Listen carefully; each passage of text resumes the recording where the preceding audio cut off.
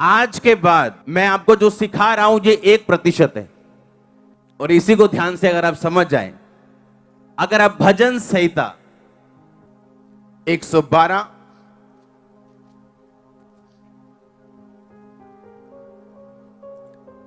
उसकी 1 और 2 आयत को पढ़े तो उसमें लिखा यह की यानी यहोवा की स्तुति करो।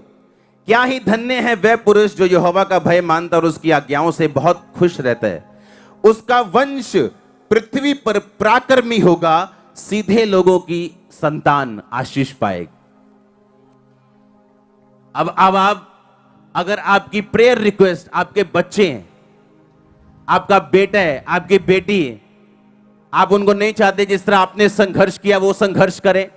आप जब प्रार्थना करने के लिए बैठेंगे आप एक बाइबल की वर्स को लेंगे, हालेलुया।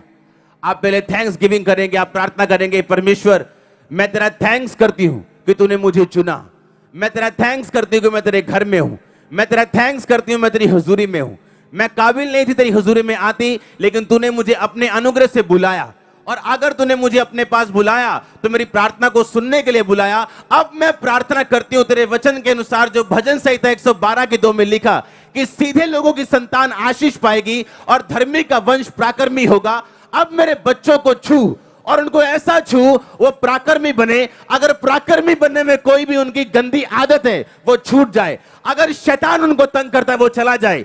हे परमेश्वर मेरी संतान को छू और उन्हें पराक्रमी कर, उन्हें सामर्थ्य कर, ये आपकी प्रार्थना होगी। और जब आपकी प्रार्थना ऐसी होगी, ओए प्रभु मैं बहुत दुखी हूं, तो आगे प्रभु क्या करे? दुखी हो तो दोबारा आ जाए क्रूस के ऊपर, दोबारा चढ़ने के लिए आ जाए क्रूस के ऊपर। उसने कहा सब कुछ पूरा। अब आपको इमोशनल नहीं स्पिरिचुअल स्क्रिप्चुअल बनना है। आमीन। बाइबल में लिखा, अगर आप यहोजकल की पुस्तक पढ़ें उसका 3 बाब उसकी 3 आयत में लिखा, तब उसने मुझसे कहा, हे मनुष्य के संतान, ये पुस्तक जो मैं तुम्हें देता हूं उसे पचा ले, अपनी आंतड़ियां इससे भर ले। अतः उसने उसे खा लिया और मेरे मुंह में वो शहद के समान मीठी लगी। ये चर्च उन लोगों के लिए नहीं है जो बाइबल को सुनने के लिए आते हैं, ये चर्च उन लोगों के लिए है जो बाइबल को खाने के लिए आते हैं। आमीन। क्या करना है? सुनना के खाना है? उसने कहा इसे खा ले, इसे अपनी आंतड़ियां इससे भर ले। इसे सुनना नहीं है सिर्फ, बाइबल को क्या करना है? कहता खाना है। वचन कहता बाइबल क्या करनी है? कहता खानी, अपनी आंतड़ियां भर ले। कि जब तू प्रार्थना करने के लिए बैठे तो इधर उधर की बातें ना करे, इमोशनल बातें ना करे, वरन तेरे मुंह से वचन निकले, और वचन से निकली हुई प्रार्थना परमेश्वर वापस नहीं मोड़ता। आपको समझ आ रही है क्या? मैंने कहा आपको समझ आ रही है कि नहीं? आप मेरी इस बात को समझो बड़े ध्यान से। प्रॉब्लम आज ही है कि चर्च में एक बैठी हुई अच्छी सिस्टर बैप्टिज्म लिया हुआ, पर उसे यह नहीं मालूम कि मेरे बच्चों की प्रार्थना मैं कैसे करूं। भजन संहिता 91 उसकी 16 में क्या लिखा? लास्ट आयत में क्या लिखा? मैं तुझे दीर्घ आयु से क्या करूंगा और अपने किए हुए उद्धार को क्या करूंगा? दिखाऊंगा। अब एक बंदा जो लंबी उम्र की प्रार्थना करे वो इस तरह से प्रार्थना करता है। आप सीधा प्रार्थना नहीं करते। बाइबल कहती है जब प्रार्थना करनी सिखाई गई तो परमेश्वर ने कहा सबसे पहले ये को, हे पिता तू जो स्वर्ग में, तेरा नाम, यानी वर्शिप से शुरू करो। वो परमेश्वर ने 30 सेकंड की प्रार्थना नहीं सिखाई, वो पैटर्न सिखाया था।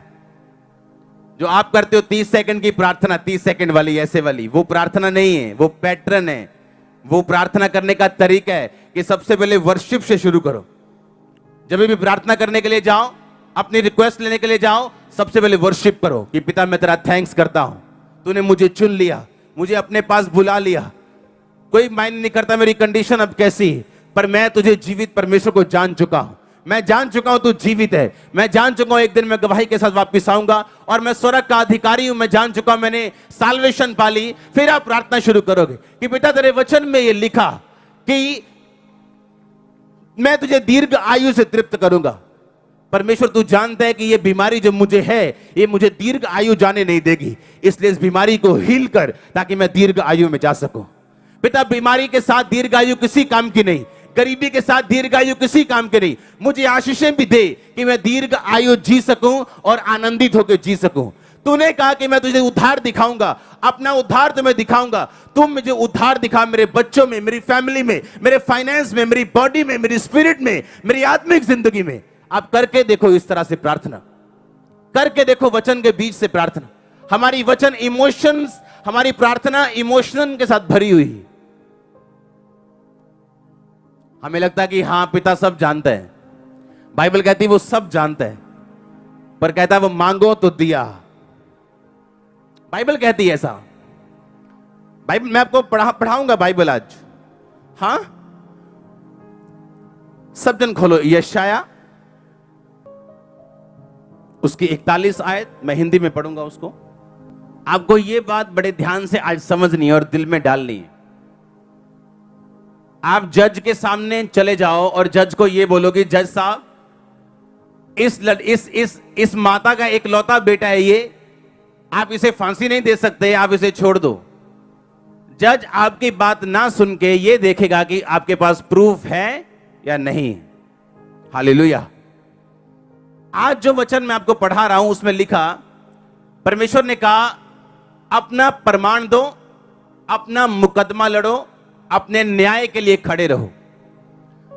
अगर आप परमेश्वर के सामने अपना केस प्रकट नहीं करेंगे और आपको यह नहीं लिख पता कि बाइबल में कहां आपकी ब्लेसिंग के बारे में लिखा।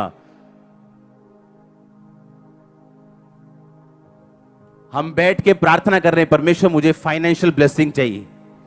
हां, कोई बैठ के प्रार्थना कर रहा है, परमेश्वर मुझे वीजा चाहिए। कोई बैठ के प्रार्थना कर रहा है, परमेश्वर मेरी स्पिरिचुअल लाइफ को ब्लेस कर। पर एक भी जन को यह मालूम नहीं है कि मैं कौन से वचन से प्रार्थना करूं, सिवाय एक ही वचन। मैं पढ़ाता हूं आपको सभी वचन इकट्ठे, आज वचन ज्यादा है। एक भी बंदे को यह मालूम नहीं है कि मुझे किस वचन से प्रार्थना करनी। अब मैं कौन कौन सा वचन आपको पढ़ाऊं? कहां लिखा उसके कोड़े खाने से तुम चंगे हो चुके हो? कहां लिखा कि अब वो तुम्हारे अपराधों के कारण घायल किया गया? अगर हमें ये नहीं पता लिखा कहां गया, हम पढ़ेंगे कैसे? अगर पढ़े नहीं तो वचन में, प्रार्थना में हम वचन सम्मिलित कैसे करेंगे और परमेश्वर के सामने अपना केस कैसे प्रकट करेंगे? आमीन। परमेश्वर कहता अपना मुकदमा लड़